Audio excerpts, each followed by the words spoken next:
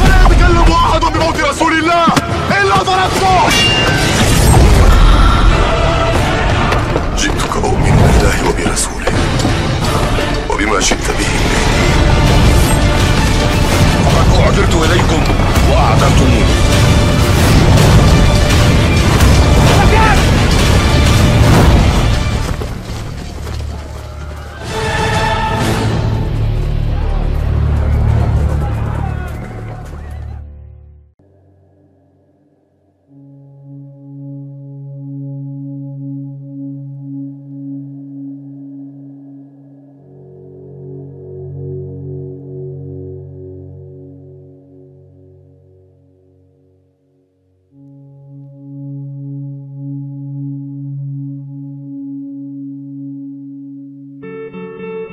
Bayangkan dunia pada tahun 2025 ketika dentuman senjata terdengar tidak lagi hanya dari layar-layar berita, melainkan menggema nyata di langit-langit kota dan desa.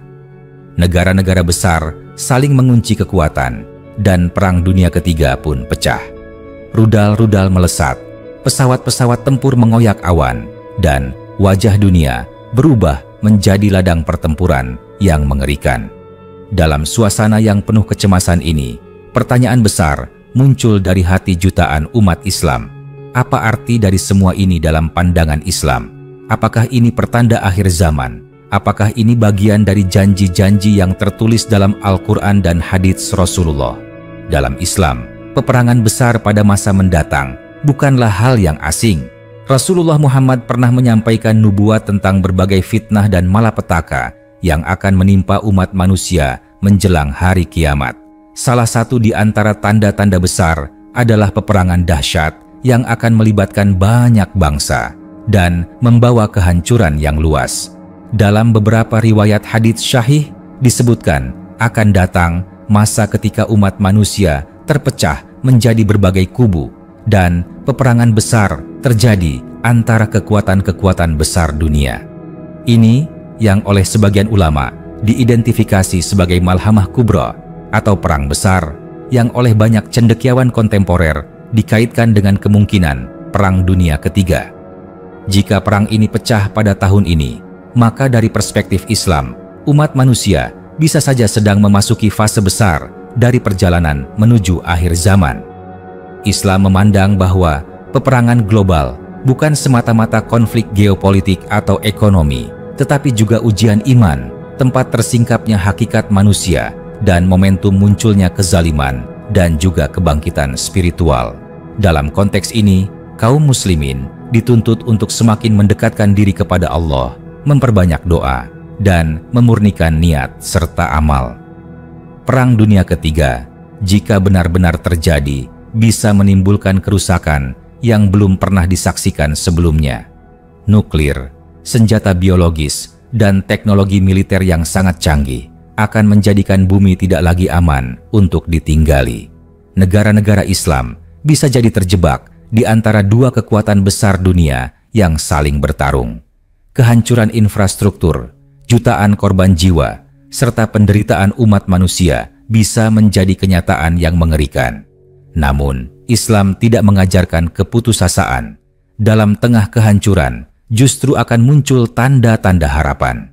Banyak hadits menyebutkan bahwa setelah masa-masa penuh fitnah, Allah akan mengangkat seorang pemimpin yang adil dari kalangan umat Islam, yakni Al-Mahdi, yang akan memimpin umat menuju keadilan dan kejayaan spiritual. Perang besar ini bisa saja menjadi gerbang bagi datangnya masa tersebut. Akan tetapi, tidak ada yang mengetahui waktu pastinya selain Allah.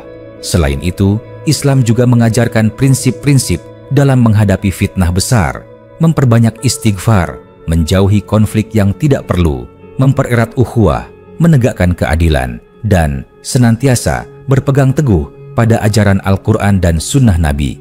Dalam masa perang global, umat Islam harus menjadi cahaya di tengah kegelapan, bukan hanya untuk dirinya sendiri, tetapi juga untuk seluruh umat manusia. Umat Islam diajarkan untuk tetap menjunjung tinggi nilai-nilai kemanusiaan, bahkan di saat perang. karena Islam tidak menghalalkan penindasan, pembunuhan anak-anak, perempuan, dan orang tua. Jika perang dunia ini terjadi, maka sebagai umat Islam, inilah waktunya untuk menelaah kembali makna hidup dan tujuan penciptaan. Dunia bukanlah tempat tinggal abadi.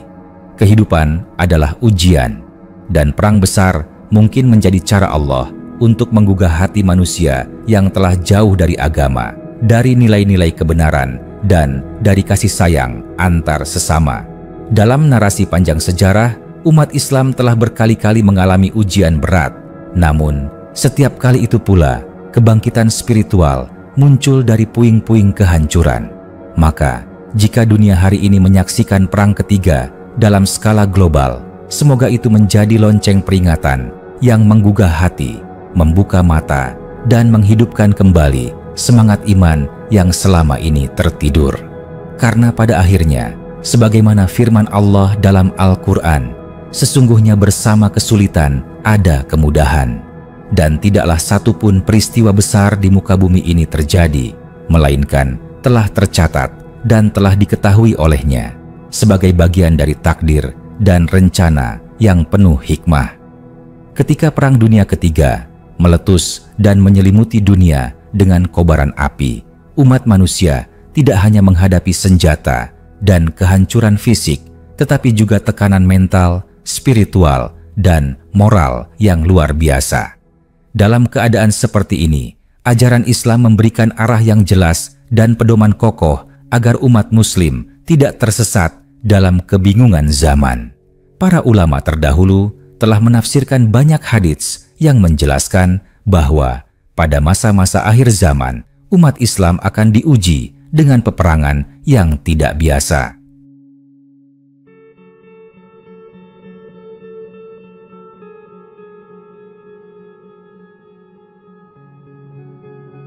Ini bukan sekadar konflik militer, tetapi bentuk dari ujian iman yang sangat besar.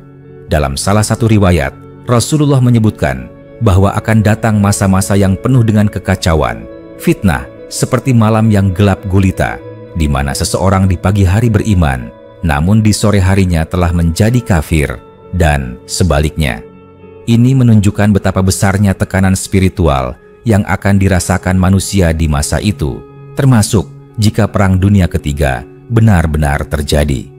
Islam memandang bahwa ketika dunia hancur karena keserakahan, kekuasaan, dan kebencian, di saat itulah pentingnya meneguhkan kembali tauhid. Tauhid bukan hanya keyakinan, tetapi juga cara pandang dan prinsip hidup yang mendorong manusia untuk tetap teguh, adil, dan berbuat baik meskipun dunia di sekelilingnya hancur. Maka dari itu, seorang muslim yang bijak tidak akan ikut terseret dalam arus kezaliman dan kekacauan, melainkan tetap menjadi lentera yang menerangi jalan kebenaran. Perang Dunia Ketiga juga kemungkinan besar akan menyebabkan pergeseran geopolitik besar-besaran. Negara-negara muslim yang berada di kawasan strategis bisa saja menjadi medan tempur, bahkan menjadi korban kehancuran yang tidak mereka mulai. Namun, dalam sejarah Islam, seringkali penderitaan umat menjadi awal dari kebangkitan. Seperti saat pasukan Tatar menghancurkan Baghdad, umat Islam mengalami masa gelap. Tetapi setelah itu muncul kekuatan baru yang membangkitkan kembali peradaban Islam. Sejarah menunjukkan bahwa penderitaan, jika dihadapi dengan sabar dan iman, akan berujung pada kebangkitan. Jika perang ini benar-benar membuka jalan bagi munculnya Imam Mahdi, seperti yang disebut dalam banyak hadits, maka itu berarti kita sedang berada pada babak besar dalam skenario akhir zaman. Imam Mahdi akan datang sebagai pemimpin yang adil, yang menghapus kezaliman dan membawa umat kembali kepada nilai-nilai Islam yang sejati. Ia tidak datang dari langit secara tiba-tiba, tetapi akan muncul di tengah umat yang sedang mengalami krisis luar biasa, termasuk mungkin akibat Perang Dunia Ketiga ini. Namun, tidak semua ulama sepakat bahwa perang besar dunia secara otomatis adalah tanda akhir zaman. Sebagian ulama lebih berhati-hati menyatakan bahwa banyak perang besar telah terjadi sebelumnya, dan belum tentu itu adalah malhamah kubra yang disebutkan dalam hadits. Oleh karena itu, sikap terbaik adalah berjaga-jaga, memperkuat iman, dan mempersiapkan diri secara rohani tanpa berspekulasi secara berlebihan. Dalam Islam, kehancuran dunia bukanlah akhir segalanya. Dunia hanyalah tempat ujian, dan yang terpenting adalah bagaimana sikap dan amal seorang hamba di tengah fitnah yang menimpa. Apakah ia akan tetap menjadi pribadi yang amanah, jujur, adil, dan penuh kasih? Ataukah ia akan hanyut dalam amarah, ketakutan, dan kezaliman? Perang Dunia Ketiga dalam narasi Islam bisa menjadi bagian dari skenario yang lebih besar, tapi bukan ketakutan yang seharusnya muncul dalam diri seorang muslim, melainkan kesiapan untuk menghadapi segala ujian dengan iman, dengan amal syaleh, dan dengan solidaritas yang kuat terhadap sesama. Islam adalah agama yang mewujudkan harapan, bahkan di tengah kehancuran. Ketika dunia gelap, justru saat itulah cahaya Islam harus lebih terang bersinar. Dan jika perang benar-benar membawa kehancuran global, maka pada saat itulah pentingnya dakwah, pentingnya kembali kepada Al-Quran, pentingnya memperkuat keluarga, komunitas, dan membangun kembali masyarakat berdasarkan nilai-nilai ilahiyah.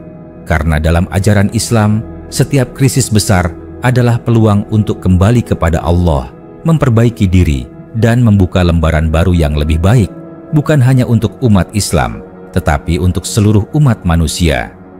Ketika dunia mulai runtuh dalam kobaran Perang Dunia Ketiga, langit tak lagi biru, bumi penuh dengan ratapan dan air mata, dan manusia kehilangan arah. Islam hadir sebagai petunjuk yang tidak pernah padam. Dalam suasana kehancuran global, umat Islam dihadapkan pada pilihan besar, menyerah kepada ketakutan atau bangkit dalam keimanan. Perang yang meluas ke seluruh dunia tidak hanya menguji kekuatan militer dan ekonomi, tetapi juga menguji akhlak dan jiwa manusia. Islam mengajarkan bahwa kekuatan sejati bukan terletak pada senjata, melainkan pada kesabaran, kejujuran, dan tawakal kepada Allah.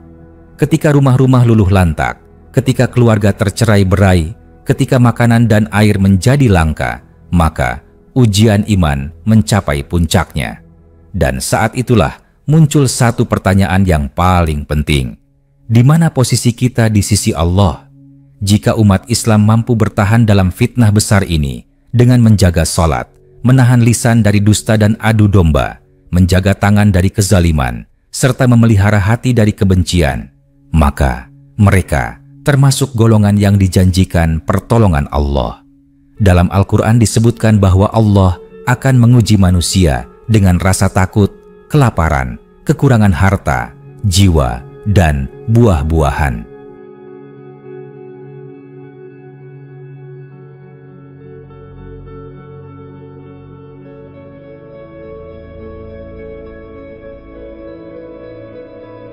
Namun, Allah memberi kabar gembira bagi mereka yang sabar. Maka, kesabaran menjadi pondasi utama yang harus dimiliki oleh umat Islam di masa seperti ini. Bila perang ini terus berlarut dan menjalar ke berbagai wilayah Muslim, maka akan ada dua kemungkinan besar. Pertama, kehancuran total yang meluluhlantakan segala sendi kehidupan. Kedua, kebangkitan besar-besaran yang bermula dari penderitaan. Dalam banyak kisah Nabi dan umat terdahulu, kita melihat pola yang sama. Penderitaan dahulu, kemenangan kemudian. Seperti kisah Nabi Nuh yang diuji bertahun-tahun, Nabi Ibrahim yang dilempar ke api, Nabi Musa yang dikejar Fir'aun, dan Nabi Muhammad yang diusir dari kota kelahirannya. Tapi pada akhirnya, kemenangan berpihak kepada mereka yang istiqomah. Dalam konteks global, umat Islam harus mulai melihat perang bukan hanya sebagai musibah, tetapi juga sebagai momen muhasabah. Apakah umat Islam hari ini telah bersatu? Apakah umat Islam telah adil kepada sesama? Apakah umat Islam telah menegakkan ilmu, amal, dan keikhlasan seperti yang diajarkan Rasulullah? Ataukah umat Islam justru terpecah oleh fanatisme politik, nasionalisme sempit, dan kehausan akan dunia? Jika Perang Dunia Ketiga adalah bagian dari skenario menuju hadirnya Imam Mahdi dan kelak datangnya Nabi Isa putra Maryam, maka umat Islam memiliki tanggung jawab yang sangat besar menjadi pendukung kebangkitan kebenaran. Mereka harus mempersiapkan diri bukan hanya dengan senjata, tetapi dengan ilmu, iman, akhlak, dan ukhuwah. Karena kekuatan terbesar umat Islam bukan pada jumlah, tetapi pada kualitas iman mereka. Akhir zaman, sebagaimana dijelaskan dalam banyak hadits, akan diwarnai dengan munculnya berbagai fitnah, dajjal, dan peristiwa-peristiwa dahsyat lainnya. Namun, semuanya bukanlah sesuatu yang harus ditakuti secara berlebihan, melainkan dipersiapkan.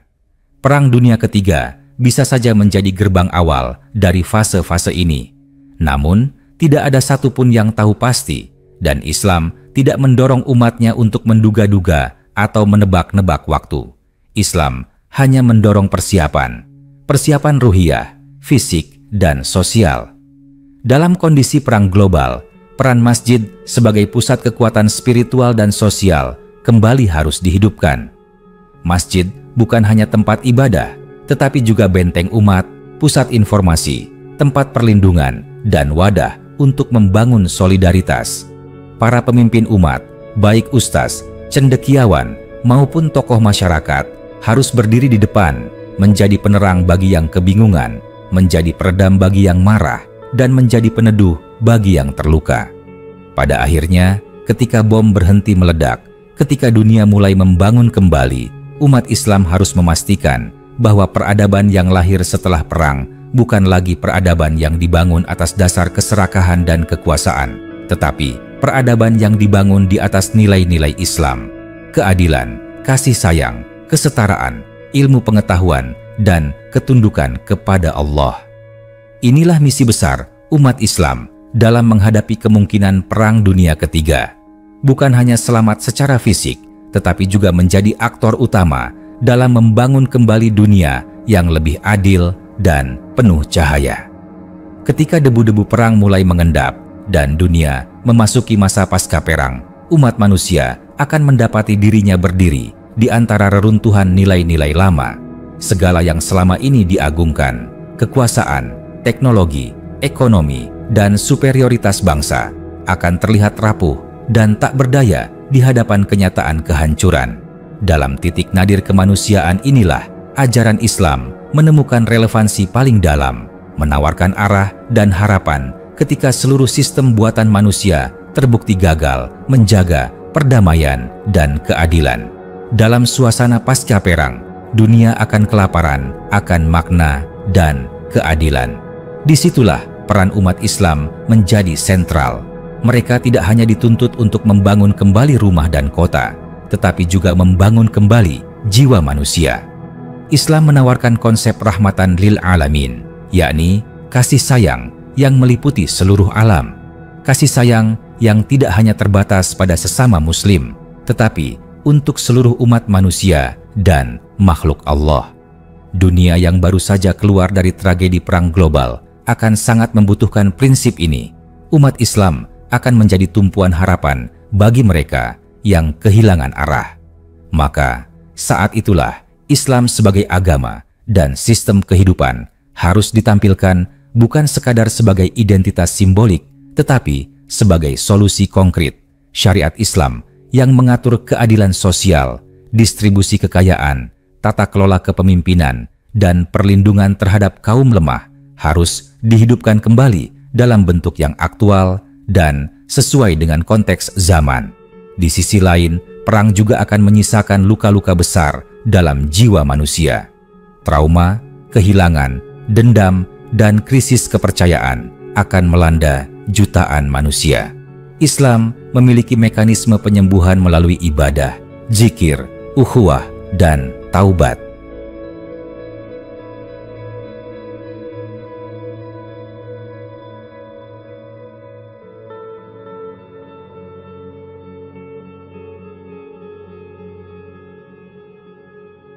Penguatan spiritual menjadi jalan bagi umat untuk menyembuhkan luka batin yang tidak bisa disembuhkan oleh teknologi atau bantuan kemanusiaan semata. Selain itu, jika benar Perang Dunia Ketiga adalah bagian dari skenario besar akhir zaman, maka setelah masa kehancuran ini bisa menjadi masa munculnya sistem keadilan yang dipimpin oleh Imam Mahdi dan diperkuat dengan turunnya Nabi Isa, putra Maryam. Menurut banyak hadits, keduanya akan menegakkan hukum Allah dengan keadilan yang sejati dan menghancurkan kekuatan-kekuatan yang mendukung kezaliman. Sistem ekonomi riba akan dihapus, keamanan akan kembali, dan manusia akan kembali kepada fitrah keimanannya. Namun, proses menuju ke sana tidaklah mudah dan tidak datang begitu saja. Dibutuhkan kesiapan rohani dan sosial dari umat Islam. Maka, masa kini, ketika tanda-tanda kehancuran mulai terasa, adalah waktu yang sangat penting untuk melakukan pembenahan diri, keluarga, dan masyarakat. Pendidikan Islam harus dikuatkan, kesadaran politik yang berbasis nilai harus dibangun, serta persatuan umat harus diprioritaskan daripada perbedaan mazhab atau afiliasi. Perang Dunia Ketiga, jika benar terjadi, bisa menjadi pukulan terakhir bagi sistem-sistem dunia yang tidak adil dan menjadi momentum emas bagi Islam untuk kembali menunjukkan jati dirinya sebagai petunjuk dan cahaya. Namun, semua itu hanya akan terjadi jika umat Islam benar-benar siap, baik secara ilmu, iman, maupun amal. Oleh karena itu, setiap individu Muslim hari ini memiliki tanggung jawab besar. Tanggung jawab untuk tidak menjadi bagian dari kerusakan, tetapi bagian dari solusi. Tanggung jawab untuk menyalakan kembali nilai-nilai Islam dalam kehidupan sehari-hari. Bukan hanya dengan wacana, tetapi dengan contoh nyata, kejujuran dalam bekerja, adil dalam memimpin, sabar dalam menghadapi ujian, dan istiqomah dalam beribadah. Perang memang menakutkan, tapi bagi seorang Muslim, ketakutan terbesar bukanlah kehilangan dunia, melainkan kehilangan keimanan. Maka, selama iman tetap hidup, harapan akan selalu ada. Perang bisa menghancurkan kota dan negeri, tapi tidak akan pernah bisa menghancurkan hati yang dipenuhi cahaya tauhid. Semoga Allah menjaga kita dari fitnah besar, dan jika kita ditakdirkan hidup di masa itu, semoga kita termasuk dalam barisan orang-orang yang tetap berdiri di atas kebenaran dan membawa cahaya Islam ke seluruh penjuru dunia yang sedang gelap. Saat dunia benar-benar berada dalam fase pemulihan dari kengerian Perang Dunia Ketiga, disinilah ujian yang lebih berat dimulai. Bukan lagi hanya tentang bertahan hidup secara fisik, tetapi tentang membangun kembali nilai-nilai kehidupan, merekatkan kembali kemanusiaan yang tercerai-berai, dan menghidupkan kembali ruh peradaban yang telah lama mati. Dan dalam titik paling rendah umat manusia itu, Islam justru berdiri sebagai satu-satunya sistem yang utuh, menyeluruh, dan penuh harapan. Umat Islam, jika mampu bangkit dengan membawa kemurnian ajaran Islam yang sejati, akan menjadi cahaya di antara reruntuhan global. Mereka bukan hanya membangun masjid yang hancur, tetapi juga membangun keadilan sosial. Mereka bukan hanya menata ulang kota, tetapi juga menata ulang hati manusia. Mereka tidak hanya memberi makan orang lapar, tetapi juga memberi makna pada hidup yang kehilangan tujuan. Sebagaimana Nabi Muhammad membangun Madinah dari nol, dari kota yang penuh perpecahan menjadi pusat peradaban dunia, begitu pula umat Islam pasca perang harus mengambil peran sebagai pembangun peradaban. Tapi syarat utamanya adalah kembali kepada Al-Quran dan Sunnah, bukan hanya sebagai hafalan dan simbol, tetapi sebagai fondasi utama dalam mengambil keputusan, dalam menyusun sistem pemerintahan, ekonomi, pendidikan, hingga hubungan antar bangsa. Bayangkan, jika sistem Islam benar-benar diterapkan secara jujur dan adil, tidak akan ada lagi riba yang menindas rakyat miskin, tidak akan ada lagi penguasa zalim yang menindas rakyatnya, dan tidak akan ada lagi perang karena kerakusan ekonomi. Zakat akan menjadi solusi kemiskinan, syura akan menjadi solusi dalam kepemimpinan, dan ukhuwah Islamiyah akan menjadi fondasi utama dalam hubungan antarumat. Namun, tantangan terbesar justru akan datang dari dalam tubuh umat Islam sendiri. Setelah perang akan muncul dua kelompok besar, mereka yang kembali kepada Allah dengan sepenuh hati, dan mereka yang masih terseret oleh budaya materialisme global yang sudah hancur tapi belum sepenuhnya ditinggalkan. Perpecahan internal ini bisa menjadi bahaya laten karena musuh terbesar umat seringkali bukan di luar, tetapi dari dalam. Maka penting untuk membangun generasi yang tidak hanya kuat akidahnya, tapi juga cerdas, visioner, dan mampu memimpin dunia dengan hikmah dan kesabaran. Di tengah masa transisi global akan muncul kebutuhan baru, kepemimpinan spiritual yang visioner. Inilah saatnya tokoh-tokoh ulama, ilmuwan, dan pemimpin umat untuk bersatu membimbing umat.